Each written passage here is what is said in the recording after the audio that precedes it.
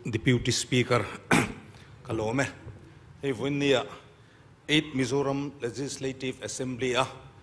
kan budget nung ber sohona kan nei me kan ni hey Mizo hi chuanin kumto pate in than kan nei don to he mi 8 Mizoram Legislative Assembly chunga member thar kan mel hriat ngai lo te thian tha tak tak te kan han siama kumto election lo om le tura an zawa in du sakna kalhana ni ti kha karon soi masadu ani hey pu Deputy Speaker kan budget bu hi apan leng hong view maya kan Finance Minister hi soi tura nei tlem le ti hi achiang ani abu hi kan han kewa thu tak fun kan ram mason na turang vision hei ti hian hemi poisa ta hian kan kaldona chu chuan mi re theite kan khai chho kan ti na lami pakhat ma an om lo ni apan po hi pan khop mai hei kum tina kan soyangin budget se sona pieng ke jong ka soya kan sarkar hian vision a om lo wa kan state budget hi om zen nei lo mi puita ta na hlok na om lo ni ka ti thina ni hey minister te demand for grant kan ang kewa kum li chung a kum nga na ni ta pu Deputy Speaker kan minister te an na tho na tur poisa hi an department an nei lo reng reng helai member ten kan vote pui tur ni an na tho na vote pui lovin he ta in pa ka at hei fain an han dila a khon pui mi ka la chu kan te in ti thei nan ten manga an nuwa supplementary demand kan soi felle angai sini tuna kan budget hi kan minister pakhat phei chuan ti hian na soya faila na tho tir min tum lo ani mo tin ka ziak to pati chu tiang ang khop chuan a chunga a thok tu minister te po hian he budget hi chu an kham khop lo ni MLA te tan po han soi moi vok ngai na kha a om lo reng reng ani amaro chu kumdang ang lo tokin pu Deputy Speaker he kumin budget a om chun chuni voinia kan sarkar te an khoi ve man don to tlat lo kan kalphung kan ena party worker tam tak te hianin an lo thir ve he budget khoi tu tur chu ke mani hi kan ni tlat to nakuma kan ron khoi don ani han enila mason na an ron ti chin te NEDP poisa te han ani tlat mani helaya sarkar angin mason na new market a building lian tak han ron soya khoi poisa nge kan te NEDP poisa SEDP poisa project lian ti hi pu Deputy Speaker mu tura omlo ni kan Chief Minister zom takhan governor speech awen up na hanaron soya atlang kom na khan kum sang ni le som pakwa kan ron sarkar tira sum tam si nuam ati zia kha ha hi pinaron soy ni khata ron soi theina chan kha engwange congress sarkarin uluk takin sum kan en kola leiba atranga bulchanin sarkar thar le finance minister pon sum tam je ha hi pa soi tur khopin poisa kan hu chiatlat mai ni chu ang te chu an no man makin an han chena an chom boka kumli aliam me uchonin MLA zong minister zong in sum har satzia an soi ta lui mai ni hemina en tir chu sarkar tha sumen kol thiam mason na tam tak siam tu congress sarkar bokhi zoram mi puyan an ha fa kan ite pu Deputy Speaker voina karon soi du ani kan sarkar ina vision na nei lo zia chu nichina kan member in soi to matching share kan handa cheurum mai ni kan budget atang chuan heng hi kan ti don chumi chu kan ti don ti om lo central sarkar in scheme lo nei takin adoulet nan kan da khol kan pei punge kan ti central sarkar vai ho ina India ram puma an scheme kan ram kalpung kan in hatani chumle helai ve riang ruanga member somli kan oma kan ram kal phung tur chu kan ngai tu ve don om ni azat tha gani policy nei lo central sarkar policy kan sum nei zong zong ai maching seratan kan da kan han ting nu te a buai tha kan ni ti kha voina kan on soi du ani he kum li kum ngana kan kal lo na sarkar ha thok lo kan han la theilo ta ni som an liam ni som rong kai dona thlara minister pakhatin ahun taga sarkar na thok lo kan pe don ma ron tia he MNF sarkar a chun sarkar na thok ahun taga lo hin ni som de ni som pakhati juk ni amule amak khop mai kan calendar hi an soi dang lam top mai ni sarkar na thokina an lo te pu deputy speaker kum to pa kan sarkar dona sarkar na thok te ahun taga lo na le don chumi piala ma chuan an di e te poi kan pe don te voin ne kan soi du ne hey covid awangin har satna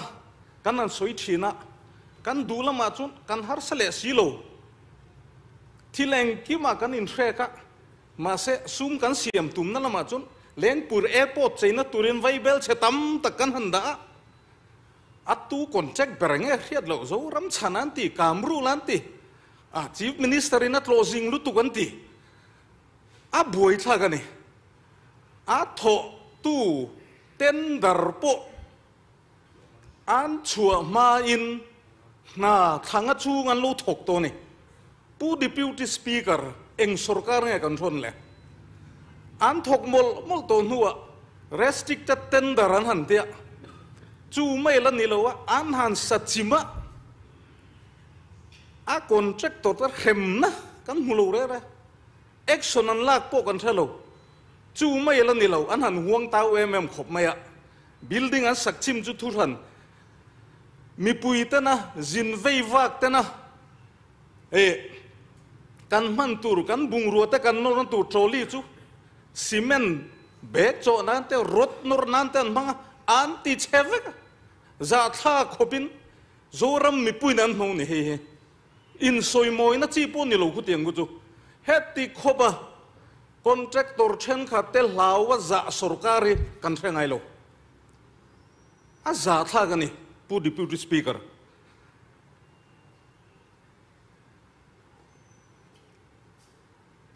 tin makle deu mai chu kan sarkar thara lo pian hima kan tui pui em mai rua le mau an lang ta mia lo mai governor speech a puron lang lo pu deputy speaker mau le ruam ha kan in to del na tura kan soi thin kum khata voi thu ma tua yanga rohung khat nei chuan garage lo siam hal ru kan tiang chi ta kan thei hil zo ta kan be long ta ni turu kan vision nei ru le mau chu voin nia kan vision atangin atlatlat to kong chong te chu hei kan la mutura te han in ngai ta ila tin healthcare scheme hi pu deputy speaker toite kan on soile du chu he kan member kan MLA tam tak te khanin athat zia healthcare scheme loan kan la dona MNF sarkar a chon chu ti zat an in ziak lu tan ti pu deputy speaker healthcare scheme in zia lu ringota poisa pek thailo hi thil tha an ngai lo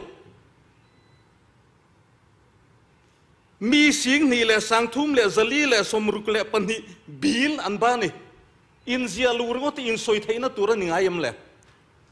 chu mai lan ni lo an han in soi thaina chu pu deputy speaker ADB train loan kan la dona arul na turanti labor rule na tur ba kanan pu le don ne chu barul na turing kan ba le don hundang atangin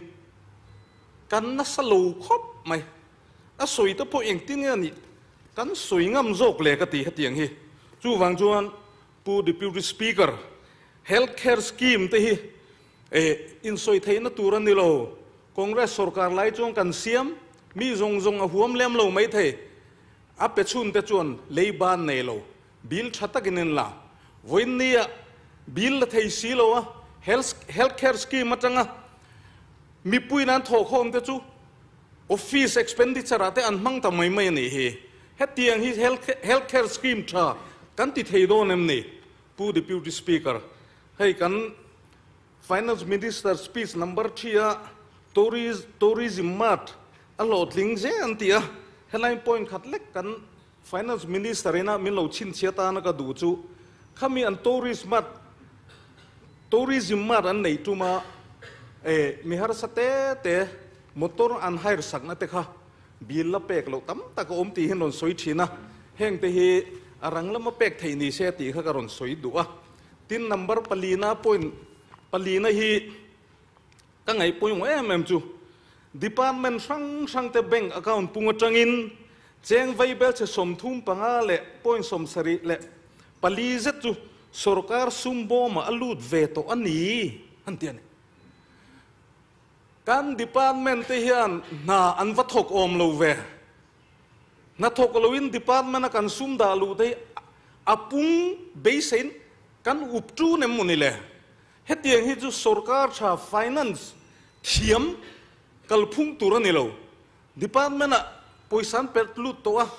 chu ta pung om kho min ti theina na budget speech a soi hi chu financial management thiam lo tak ani ti kha kan non soi du ani tin point ngana SEDP hi pu deputy speaker keini hianin an manifesto noi thum kan pedon antia pe ham ru kan tia opposition te hian an manifesto ti hotlin sak kan tuma an ni hian an tum lo ni cheng sing ni sanga hanan lungo em mai ni chu cheng ni sing ni sanga kan pe